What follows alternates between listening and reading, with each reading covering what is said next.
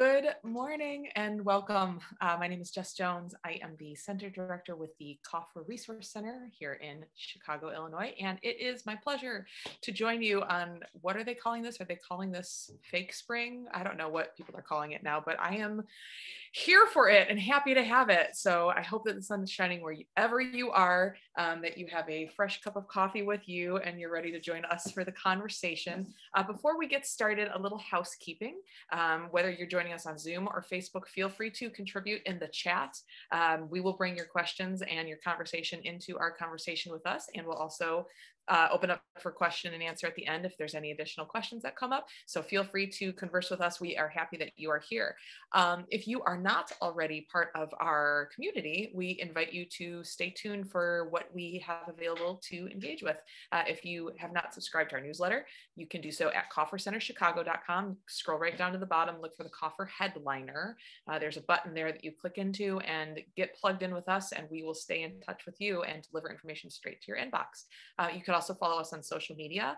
We are at Coffer Center on Instagram and on Facebook, and we post event notices, photos from events, and just things that you might want to stay aware of. So we encourage you to join us in social media as well.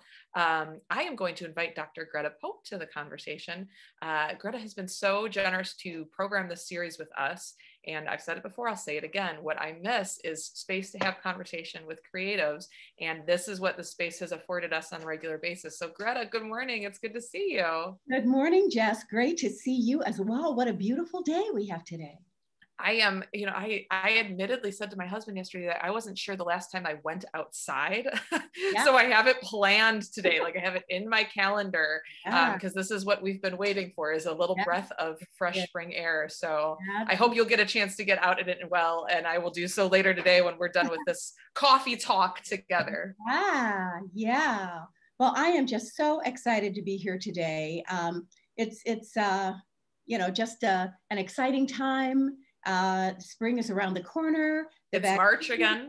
It's March. This is just so, I feel so hopeful. I feel so hopeful, and it's a wonderful thing. Yes. Well, I always love this time with you, and it always gives me hope and heads into the weekend on a good note. So it is good to be here with you. It is good to see you. And without further ado, I leave it to you. Okay. Thank you, Jess. Hey there, and welcome to SoundCheck. I'm Dr. Greta Pope, and I'm so excited to have this opportunity to visit with creatives from a variety of disciplines about their professional journey. As you know, we're in the midst of a pandemic that hopefully is ending soon, that has changed all of our lives and the ways in which we work. We will use this forum to share our thoughts, feelings, and best practices for surviving this challenging time. Today, I am very excited to be able to chat with my good friend and fellow singer, Barbara Ann Martin. Barbara Ann Martin graduated from the Juilliard School in New York, completing both her bachelor's and master's degree in voice and opera theater. She was an apprentice at the Metropolitan Opera in New York and the Central City Opera Company in Colorado. Barbara has performed throughout the United States, Europe, and Asia, appearing at major music festivals such as Aspen, Boulder, Ravinia, Caramore, Huddersfield, Adelaide, and Salzburg. She is a well-known interpreter of the works of American composer George Crumb. Welcome, Barbara. It's wonderful to have you here today. Thank you so much for having me, Greta. This is a great pleasure. I'm so excited. You look beautiful. I love it. We're looking at your studio there. It's wonderful. I'm surrounded by beauty. I'm surrounded by music and things that lift my spirits. And that's what we all need during this time, to have our spirits lifted. So let's start from the beginning. Tell me where you grew up. How did you begin singing? How old were you? All of those things. We want to know all about you. I grew up in New York City, in the borough of Queens. My father was Armenian, and my mother was Norwegian. So this was a very interesting cultural heritage. Thanksgivings were really exciting with all the smorgasbords that we would come together. My mother says that I started to go up the scale, da, da, da, da, when I was 9 months old. So that's how legends are born. Absolutely. But what happened was that my parents were both amateur musicians. And they thought, well, every young lady should have some kind of gift or talent. Let's give her a few piano lessons so that she can entertain her guests after dinner. That's how it started. So at age 4.5, I started playing this instrument here, this piano. And I hated to practice, but I hated housework even more.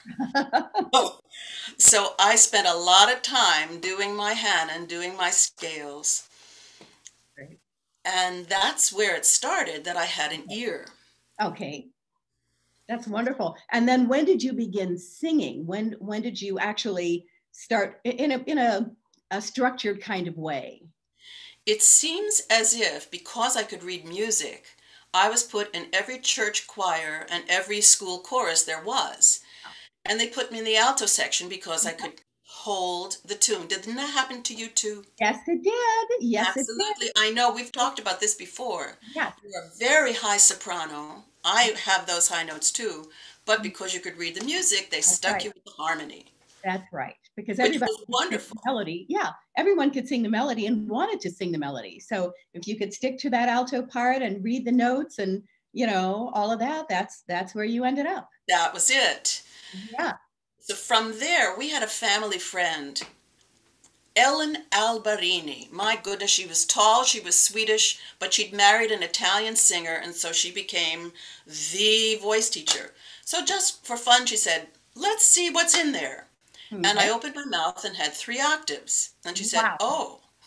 So that's where we started. I think I probably sang my first piece at some Armenian summer camp when Wow. I was 8 years old, 9 years old, something like that. And it turned out to be a piece like Fish Gotta Swim, Birds Gotta Fly, something like that, because it was one of her favorite pieces. Okay. I didn't really start to sing, I think, until I was a teenager. I have students who are more professional now at that age than I ever was.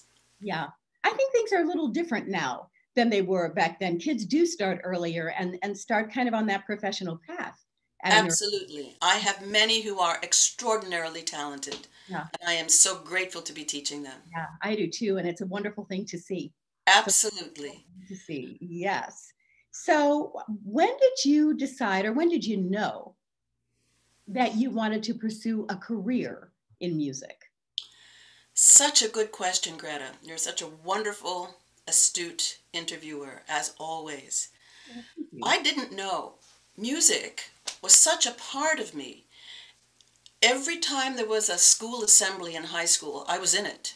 Whether it was the drama club or playing the guitar and singing some kind of folk music, being with the chorus, whatever it was, I was in it. I remember one year the only assembly I wasn't in was the typing assembly.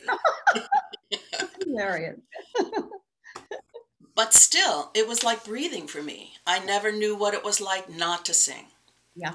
So there was a time when, of course, I had to choose a school to go to for college. And again, I was singing arias, I was singing popular music, I was singing a lot of things. But I didn't realize that I needed it so much for my life. And I had an uncle who said, oh, you want to go to a school where you see real normal people too, not just musicians. Yeah. Okay, Uncle Johnny, I'll see. So I only applied to one school, Syracuse University, and Harold Boatwright came down to interview me. I was taken right away, it seems, because his wife, Helen Boatwright, was a very, very famous soprano Yes. at that time. They were going to match me with her. I went up to Syracuse, and I was miserable. It's a good school, but these were scholars, academicians. They weren't performers. And only at that point, When I went to the wrong college, did I understand how devoted I was to becoming a performer? Yeah. Now, I had all the wonderful music theory training, all of the music history training, everything I needed, but I wasn't becoming an artist. Yeah. And so at that point, I came back down to New York. I said, this isn't working. And I attended what was then called the Extension Division at Juilliard. Oh. I matriculated into ear training, other courses, just as I would have had I been there normally. I auditioned. They took me right away. I said, if they don't take me, who? Yeah. And of course, they did. You did. And then I went to Juilliard, thrilled, happy as a clam, because I was where I needed to be. Mhm. I was with other people who loved music and were as devoted to their own growth as I was. And that's where it started. So now, when I counsel my college-bound high school students, I tell them, I made the mistake, which was the greatest decision I ever made, because it focused me on what I wanted to do with my life. Yes. Yes. That's wonderful. That's a great story. So I understand that you sang in a masterclass given by Elizabeth Schwarzkopf. How exciting was that? And you know, where was that? And I what had a like to voice sing? teacher at that time in New York by the name of Antonia Lavan. Okay. Very interesting woman, fabulous in contemporary music as well as leader, everything else, and she knew her. She was teaching, now I can't remember the name of the school in New York, and invited her to come in to give this master class. So I had to get up and audition for her. Oh my gosh. And this wasn't in the class yet. I sang Auf den Hebräischen Gesängen, which is one huge Schumann song. Mhm. And I could hear Schwarzkopf talking to my teacher. My goodness, I understand what she's saying. She knows what she's talking about. Fabulous. So she took me right then and there to be in this class. What I did was one of her showpieces called Kio mi scordi di te. It's a Mozart concert aria. Mhm. I knew it backwards and forwards. I knew it extremely well. And there I was in the master class singing a piece that she was known for in front of all these people. Wow. And you know that fight and flight mechanism we always feel, like, Yeah. good grief, what am I doing here? You know, why am I here? How can I help? You Yeah. reach up with everything you have. Yep. But it was so amazing because I was in that particular spot. She brought out the best in me. Wow. Because she had to. I had to come up with every suggestion she made. And it's funny because at the ending of the piece, she just let me sing. Because there are all these roulades and all these wonderful things, high notes, low notes, everything. Wonderful. And I was sailing. I almost had a spiritual experience because it was such an incredible flow of vitality, of energy, of joy. It was a formative experience for me. Wow, that is so exciting. And for those of you that don't know, Elizabeth Schwarzkopf was truly one of the greatest singers to ever live. Truly, a classical singer and just fantastic, legendary, truly legendary. Truly legendary. Later, after that, I went to some other classes she gave, and she would be demonstrating things, floating these high notes, age 75, nothing. Yeah. She just had it. That's wonderful, just fantastic. And what a thrill for you and a formative kind of experience for you to have been able to sing for her and get great accolades from her. That's wonderful. It was extraordinary. In fact, it carried me through to winning a major competition after that. And I did do the Pio Mi Scordi di Te in New York on my... That's fantastic. That is fantastic. So you were an apprentice at the Metropolitan Opera. Tell us how you became involved there. How long were you there? Give us all the scoop. Ooh, you're really making me go back and look. Yeah, we want to know. Yeah. And you know, it doesn't have to be absolutely accurate, but just give us a, you know, an idea of what it was like. You know, Greta, sometimes it really is networking. Mhm. I didn't know the name then. I didn't know that who you knew would lead to great things. We had a friend of the family, Marie Ashdown. She was involved at the Met. She had a lot that she did in terms of charitable giving. Mm-hmm. And she knew the head of the Metropolitan Opera Studios, as it was called then at that time. So I was singing with the New York City Ballet, yes me.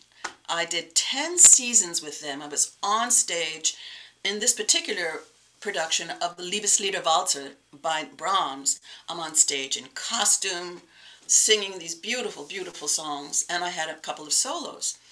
So Marie Ashdown, my friends, brought the head of the studios to listen to me. And she said, see, she's got it. So the audition was arranged that time. And now here's the funny thing. I went to my first voice teacher to warm me up in a place called Sherman Square Studios with the rickety elevator. On my way to the audition, I got stuck in the elevator. And I just sat there. I had to wait. So I came in to the Met, not on the big stage, but in a small area, and said, I got stuck in an elevator, help me. So they let me sing anyway. I sang Cherubino, and this is again how interesting things work out. Frederica von Stade was their superstar Cherubino. She was in the Met Studios for exactly one day when they called her upstairs to be in the big house. Her spot was open, and I got it. Oh my gosh. In the studio. Wow. So that is how one thing led to another. Wow. And then I met my idols. I met all kinds of people. I got to Central City because of the Met. It was an extraordinary opportunity that I really didn't appreciate at the time. Yeah. I really didn't understand what I had. Yeah. Oh, yeah. I was still working on my master's degree at Juilliard. Wow. while I got into the studios. What a wonderful experience. It was amazing. Oh, yeah. Oh, yes. So tell us about the George Crumb things. You're a well-known interpreter of the works of American composer George Crumb, and you sang on a Grammy-nominated recording of A Journey Beyond Time and the Winds of Destiny, a work written by George Crumb. How did you become involved with that? He wrote those pieces, those song cycles for me, by the way, which was a great thrill. Wow. Again, so much goes back to my first voice teacher. I wasn't studying with her anymore. But she had the foresight to record something for me. Barbara, I think this is a piece you might like. And it was Ancient Voices of Children, sung by Jan de Gaetani, because she's the one who premiered it. Excuse me. From the moment I heard her and heard it, I was mesmerized. Wow. I was a coloratura in terms of being able to sing very fast notes and high notes and so on and so forth. But this was a different kind of coloratura than I had ever heard before.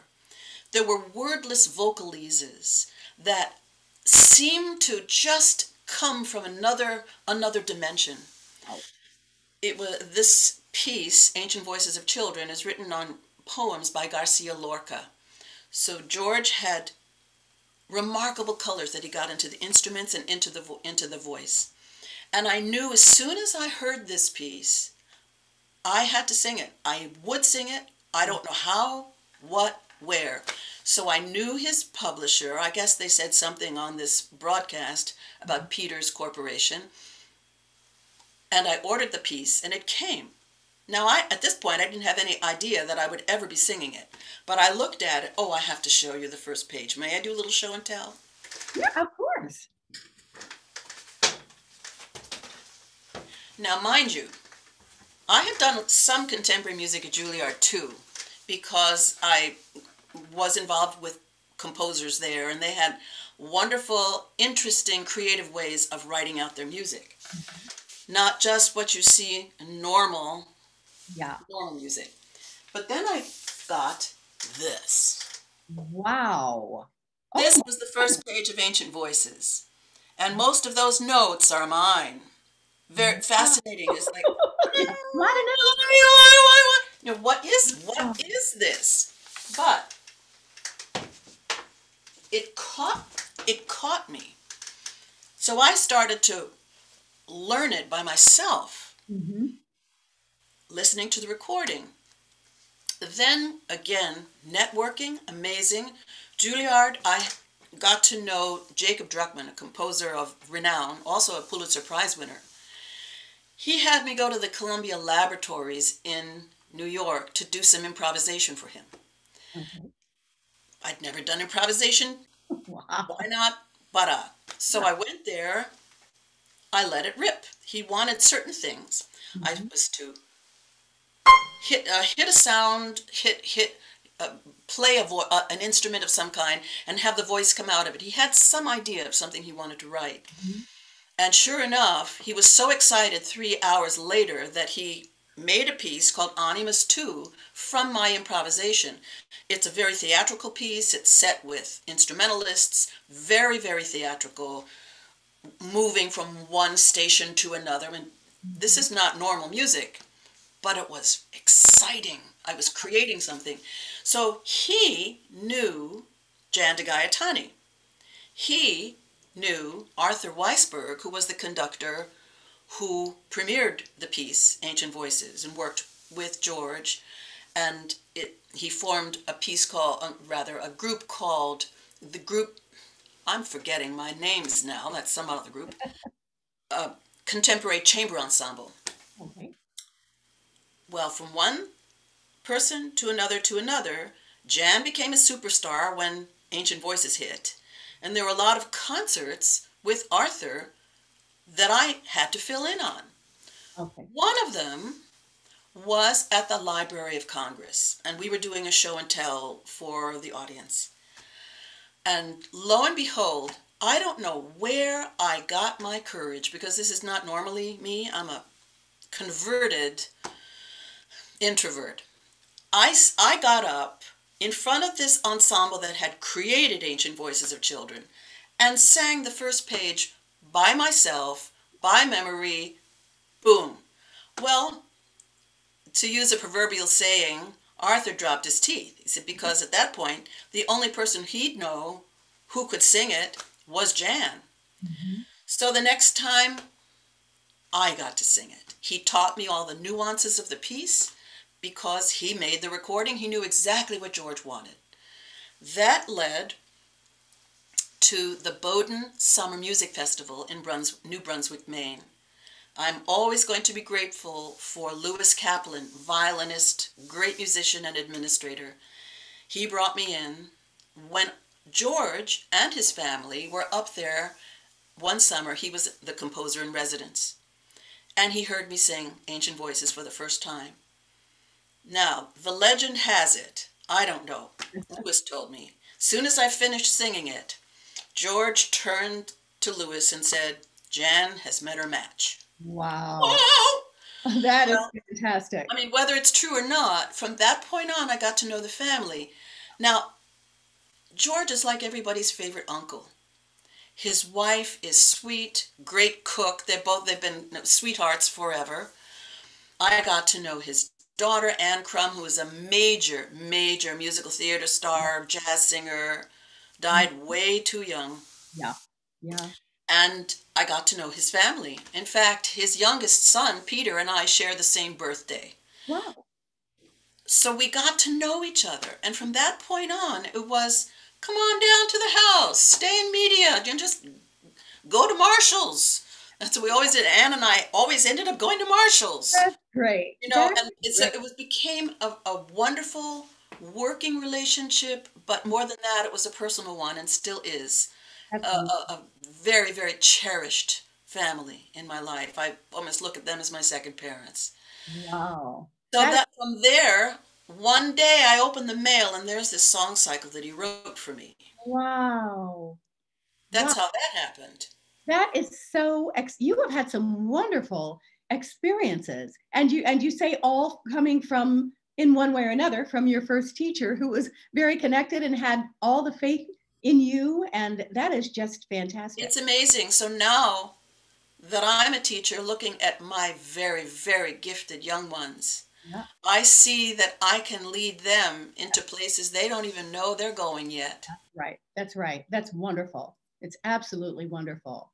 So tell us how you came to Chicago. What brought you here? I've been affiliated with a church and a community for over 40 years that's in Richton Park. Okay.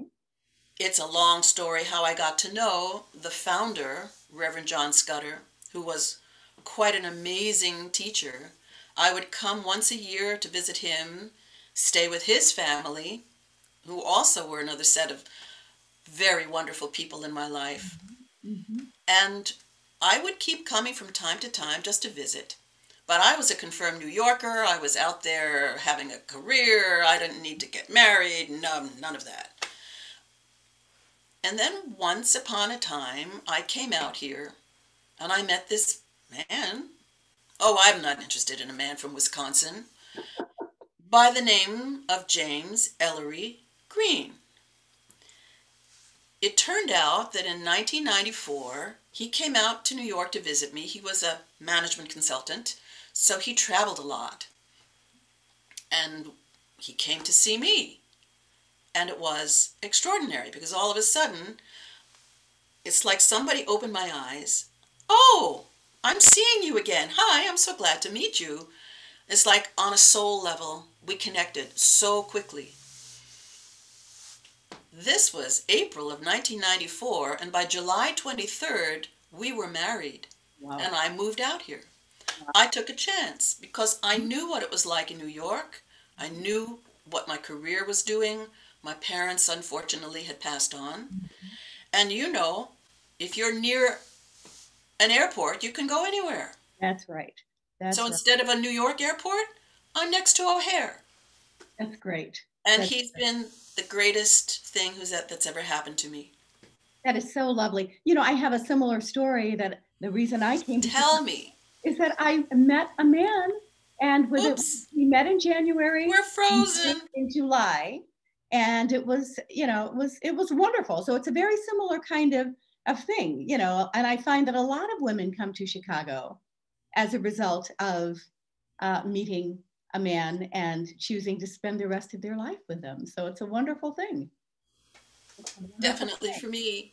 Yeah, for me too. It's been great. It's been great. So you are on the faculty at Music Institute of Chicago. What has this been like for you during the pandemic? Are you teaching online? You know, what kinds of changes have you had to make or adjustments? How has that been? First of all, I have been at the Music Institute for over 25 years. Wow, that's It's wonderful. been an extraordinary experience. It's been a growth experience for me. I adore my students because they're so interesting. They're such interesting people. I have people from age 7 through to 76, 77, and everywhere in between. Yep. People come to express themselves. Young people come because they need poise, they need confidence, or they really, really want to get the lead in their high school musical. Right. Yeah. Some people want to go forward into careers. Most people are doing it simply to enjoy life more and to be more well-rounded. Many of them become patrons of the arts for the rest of their lives because music is essential, Yes. vitally important to us. Yes. So I have had a very strong base of students who I've developed a loyalty to, and I think they have developed a loyalty to me also. So when the pandemic hit and they suddenly could not meet with me in person, and we have such fun in person, as you know, it just was not possible. As of March 21st, this will be 1 full year of teaching on Zoom. From time to time, social distancing, although we can't wear masks, I air out the room a lot, I will have a person come for an in-person lesson. And of course, it's so nice to be able to turn around and play the piano for them Yes, it is. without the latency issues that we all suffer from. Oh, Greta, I have to find out how you deal with that. Yeah, yeah. We'll have that conversation offline because I have a lot of tactics that I use and I'm work very I'm well. sure we all come up with solutions, Yeah, because because the bottom line is that music has been our lifeline. that's right. That's right.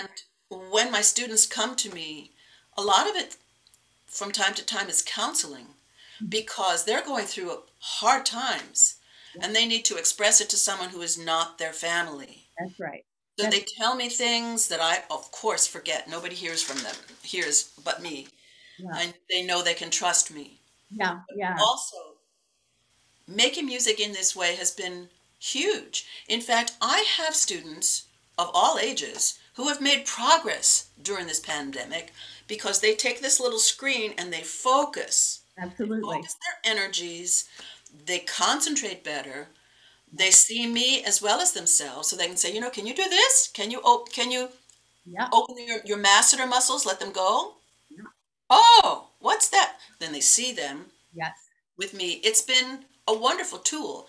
I know when we go back to quote unquote real life, Zoom will always be a part of mine. We Yeah. will be doing both. There will always be a hybrid. And I guarantee if the snow falls the way it did 2 weeks ago, I'll be on Zoom instead of 294 trying to drive through it. Absolutely. Absolutely. Well, I have loved teaching online. It's just been such an unexpected pleasure. You know, I teach the classical, musical theater, pop, R&B, gospel styles, everything. And I have students in Georgia, Maryland, New York, Connecticut, Tennessee, Florida, California, Illinois, and Indiana. And having students across the country is something I would never have been able to do prior to this time. You See, know, you've always been way ahead of me on that. But I have a student now who wants to start studying perhaps, and she's in Taiwan. wonderful. It's wonderful. And So it you're may able to be do very it. soon that I'll have to be getting up very early in the morning. Yes, it's a wonderful, you know, it opens an entirely new audience to us as teachers. It is just really, it's wonderful. It's wonderful. I'm just so thrilled and so kind of surprised by it because initially I was thinking, boy, you know, how is this going to work? How am I going to do this? Are they going to feel that they're getting a good lesson, you know, with being online? But absolutely, people love it. I had one student who didn't want to do it. She wouldn't even make an attempt. Really? An adult student. She wouldn't try it at all. But then again, she wasn't singing in her church choir. She wasn't singing anywhere. Yeah. Finally, she said, okay, I'll try it. And she's been having a great time getting back to singing. Yeah. Yeah. Is it the same? No. But it's what we have, and we've maximized the ability to create beauty. That's right. That's right. And you know, for my students, I have one little girl. I remember last, well, maybe it was the winter before. Her mom brought her to my home studio. It was snowing horribly. Her mom's car got stuck in the parking space. So my neighbors are out there trying to push her out. Well, now this little girl has been having her lessons at 8:30 a.m. on Saturday mornings in the cutest little PJs and robe that she wears. And it is just wonderful. Her mother said, this is great. I don't have to go anywhere. I don't have to get out early in the morning. Her mother can be doing other things and she's having her lessons. So there are a lot of pluses to it, a lot of pluses. Yeah, it's really. Absolutely. Yeah, I think, you know, I think that I will always continue to teach online. And, you know, for some of my students, exclusively online because of their locations. So, you know, it's just been a very nice byproduct of this horrible COVID-19 era, which is not, you know, it's not been optimal in most ways, but I think in this situation, it's certainly been a very good thing for me. So if people want to take lessons with you, tell them how they can sign up with you. What a good idea. I finally have Zelle. Yay! Or do they say Zelle? I'm not sure. I think it's Zelle. Well, that's what it is in my house. So Yeah. now I am connected that way to be able to accommodate anyone who wants to study. That's a good question. Should they possibly contact the Calfair Center and Yeah, leave their information and then they I can can do get that. back to them? That's fantastic. That's a That's good one one. way. If they would like to study through the Music Institute, which is a great blessing, especially when we get back to live performances at Mhm. Nichols Concert Hall, which is magnificent to sing in, Mhm. then they could call or email me through the Music Institute. Okay, sounds good. Sounds good. Okay, so you are reading audiobooks. Tell us about that. How long have you been doing it? What is the experience of recording been like for you? You know, it's so interesting you should ask that because I was thinking I probably would be talking about that, and I got a list of them. I don't know when I started. Probably Joe Wright, our Mhm. wonderful friend and my recording engineer, would be able to know. Might be 5 years. I Yeah, don't know. This is not something that I went to full time.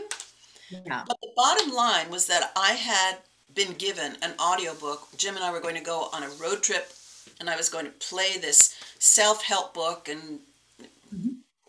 keep us very positive along the way. And it was so boring. I said, "Oh, come on, I can do better than that." So, sure enough, You did. an opportunity came up that Joe had me come over to his house. He's about 15 minutes away from me in Midlothian. Mhm. Great home studio. Mhm. And I started doing something there because as singers, Greta, you know, we have inflections, Yeah, we have great diction, we can go up and down and yeah. create a contour or not. Mhm. We Mhm. know how to use our voices. Yes, and And how to it's control our voices. exactly That's the how to thing. control our voices. Yes, And even more so because I did all this weird music, I had even more colors to bring yes, to yeah, narrating. yes. It's wonderful. SAG-AFTRA had some wonderful workshops, one of which was given by Sean. Yes. Yay! And Sean Pratt, by the way, I guess I just call him Sean, but Sean Pratt, Yes, who has recorded well over 1,000 audiobooks himself. yes. I started to study with him so that I could do better, so that I could understand more about how to get into the subject matter of what the author was trying to present. Mhm. And little by little, it grew. We got connected with an organization called ACX, Mhm. Mhm. which is, I guess you'd say it's a branch of Audible. Yes. And now it's become very popular.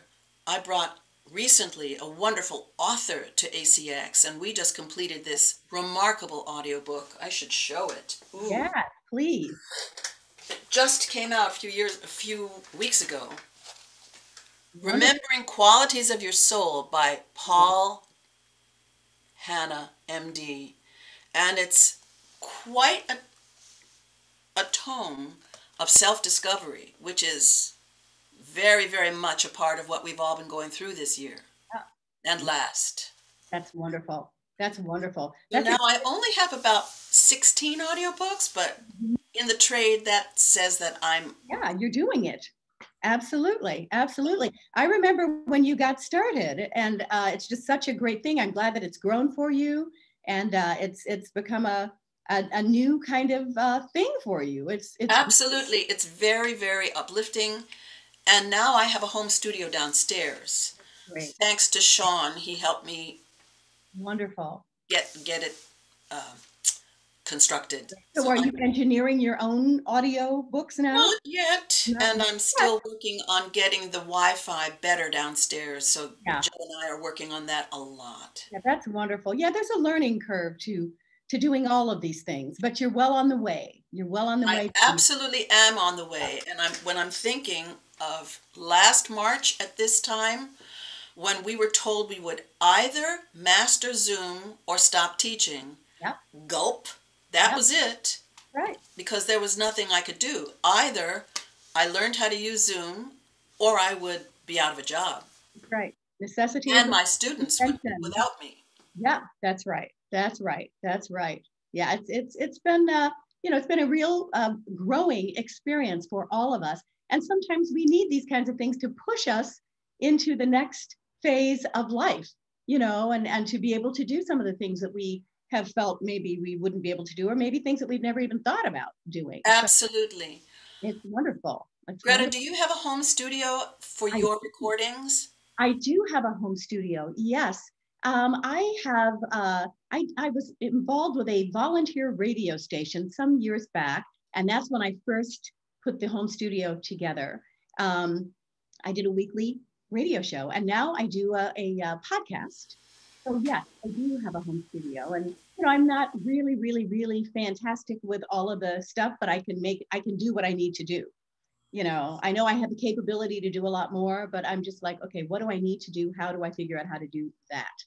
But you're always proactive. You're always way ahead of all of us because Well, you are such a visionary yourself. You well, are. I just, I find that I need projects to keep myself going. And I always want to be kind of looking down the road to see what might the next thing be, and how can I get on the bandwagon with that? How can I learn to do that? And I think, I think for me, it came from having a son, a child, that when, things began to go digital, I was, I might not have gone so quickly with the digital thing, except that I always wanted him to feel that I knew what was going on, and that I was, I can look at this computer and see what's been going on and make sure that he's, doing the right things, and all of that. And I think for me, that's where it began. And then, I had some skills as a result of, helping him with projects and helping him with whatever. And I just thought, I'm just going to try to keep these things up to par. And that's, I don't know that it's a matter of being ahead of everyone. It's just, I'm just curious, and I want to be of this day and age and be knowledgeable about what's going on. So that's pretty much, I think you're doing a fantastic job, though. I mean, you're doing great things, and you're, keeping up with technology. I'm beginning to, Yeah. but I have to thank some of my teenagers for helping me do that. Yeah. Here's a case in point. One of my relatives was in very, very poor health, and he eventually passed. He's living in Seattle, and he asked for a recording of the Lord's Prayer from me that he wanted to hear. How do I do that? I don't even know how to record it, and I don't know how to send it or whatever. So fortunately, my husband brought his cell phone over, and he had it, and I recorded it, but then the file's too big to send. One of my students came right over, and she showed me within 10 minutes how to open up a YouTube channel, how to post it and send it. Yeah. And it was a huge blessing to my family. Yeah. Yeah. Kids are really something. It's their era. They know exactly what to do, how to do it. And when they're kind to us to help us, it's a wonderful thing. Absolutely true. Yeah. Absolutely true. So, what has been the most difficult thing for you personally during this pandemic? And what are you most looking forward to doing when the pandemic is over? What a good question. I think we've all come to grips with this. Literally. It's been hard for me to self-care, to take really good care of myself. Yeah. I have found it's not just about weight. It's not just about overeating. It's about respecting my body enough to do what is right, no matter what the conditions in the world are. I found myself to be such a caregiver for all of the people I would be spending time with here. My students needed me. I needed them. But then at the end of the day, I was exhausted. Yeah. Done. Fortunately, my long-haired German Shepherd needed to be walked twice a day. Jim would take him in the morning, and then at night, no matter what time it was, whether it was daylight or not, we would go out for walks, and that was one of the best things for me. Yeah. But I know that I could have done better in terms of my eating habits, in terms of self-medicating myself with food from time to time. Fortunately, we also had Tai Chi classes every Saturday morning. Sometimes they were online. Most of the time we social distanced, and we still do that. And that I could practice here. What am I looking forward to? Hugging my students. Yes. And I don't know when we're going to be able to do that. I know, but that is the thing that is most important to me, is to be able to hug my students, my friends. My friends. Oh my gosh, this has just been so isolating. Fortunately, we live in an area that has a lot of forest preserves, so we will go walking, and we don't have to always wear the mask because you don't need to be in touch with that many people. Right. And we will continue to do that. But to have the freedom of being able to go somewhere and relax, that will be a great blessing. Yes, it will. Yes, it will. We are all looking forward to that. Well, Barbara, thank you so much for being with us today. This has just been delightful. It's so nice to get to hear your story, and for other people to know your story and to know how they can link up with you for lessons or whatever. It's fantastic.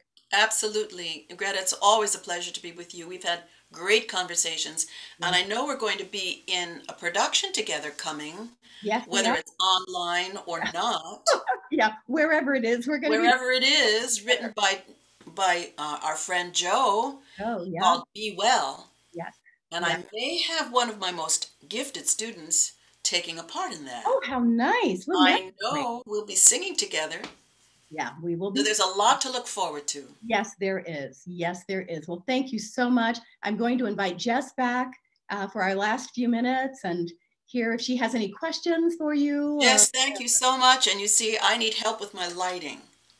Well, that is what Henrique and I are here for. We are happy to work out anything that has gone awry, technologically speaking.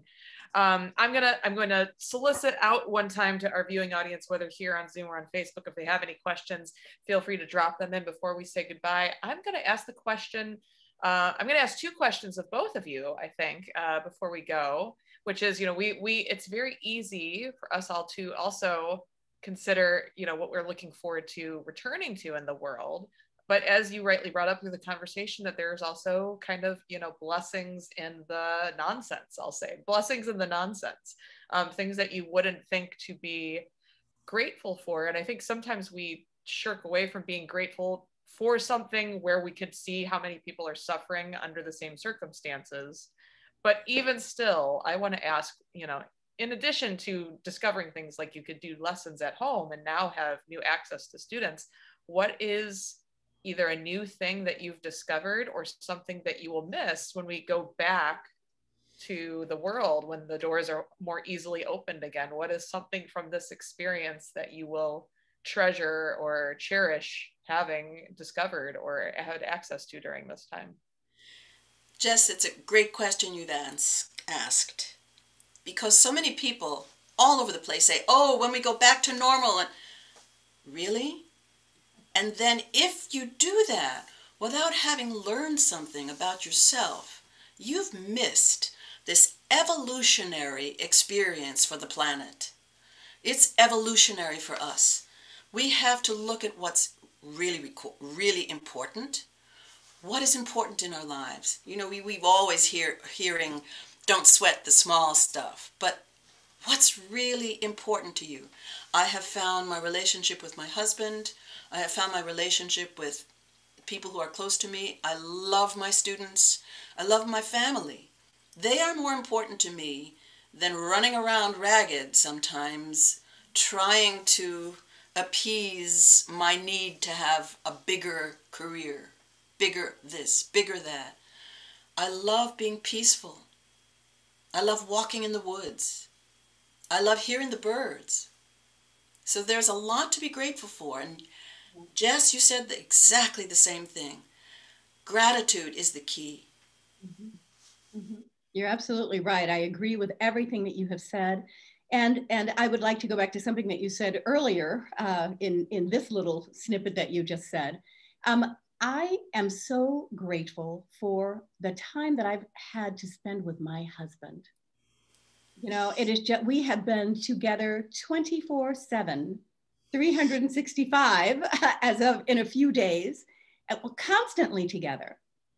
And it's, you know, under ordinary circumstances, that would not have been the case. You know, we go to the grocery store together. We go everywhere together. And it has been such a lovely opportunity to really know him in a way that, you know, maybe I didn't before, you know, or for him to know me, or just to, you know, to know that we have that level of compatibility, that we can be together all the time.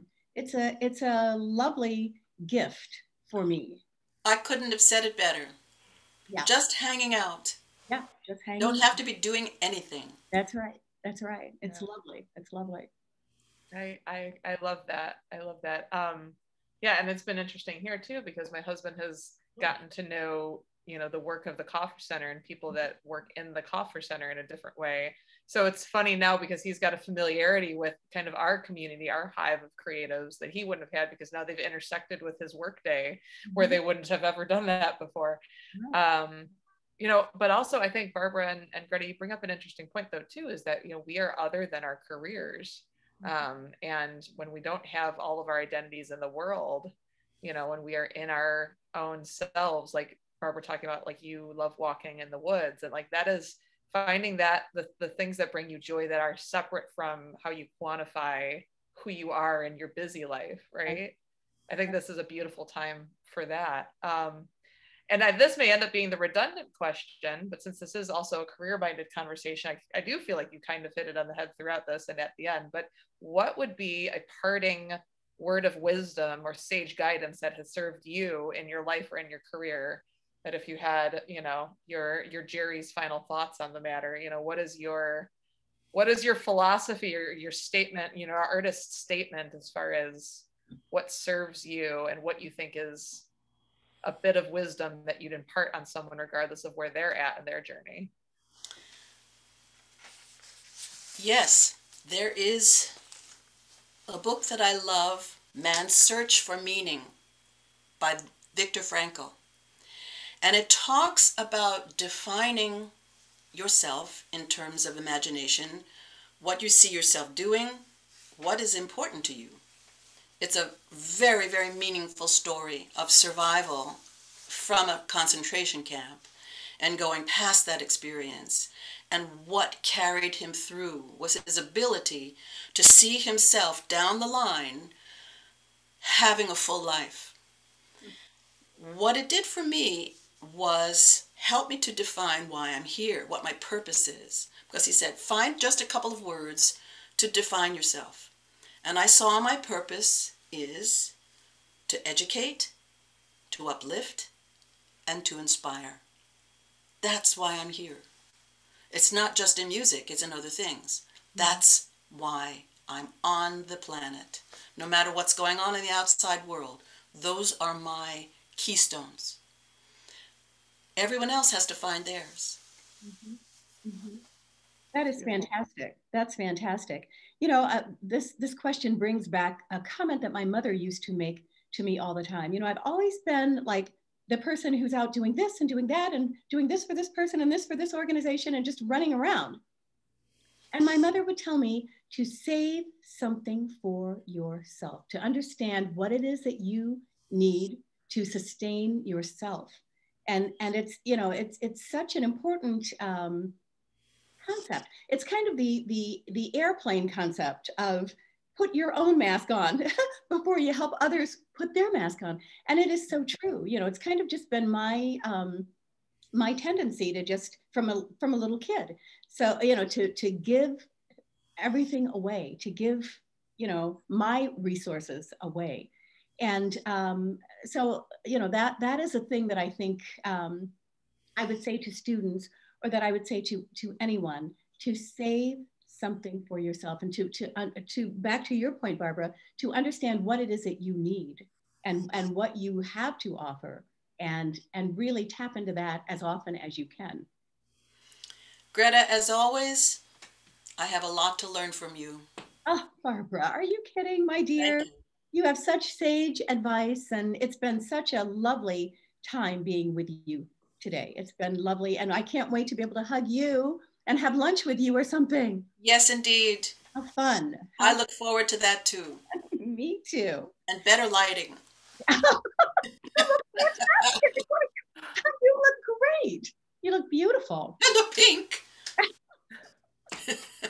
Well, Barbara, thank you so much for sharing with us and spending this time with us today and sharing so much of your amazing story with us.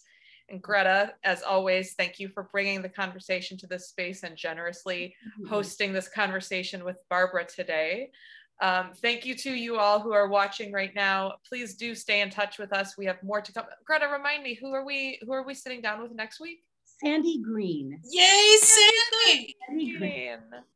Well, we all miss each other, but if you miss Sandy Green, who's journeyed closer towards sunshine during this time, be sure to drop into the chat next week and say hello to her. We could hear what she's been up to. Kara says, Sandy, I miss her. Yeah, we're gonna chat and see what her story has been like since we've all been in shared spaces. So I look forward to that. So join us next week for that conversation. In the meantime, feel free to be in touch with us if there's anything we could do to support you on your professional or personal journey. It has been our pleasure to sit down with you this morning, and we are wishing you into a peaceful Zen forest walk filled weekend, if that's what's in your future. Thank you, Jess. You're wonderful. Thank you. It's good to see you, Barbara. Greta, I will see you next week. Bye, Greta. Bye, all. Bye.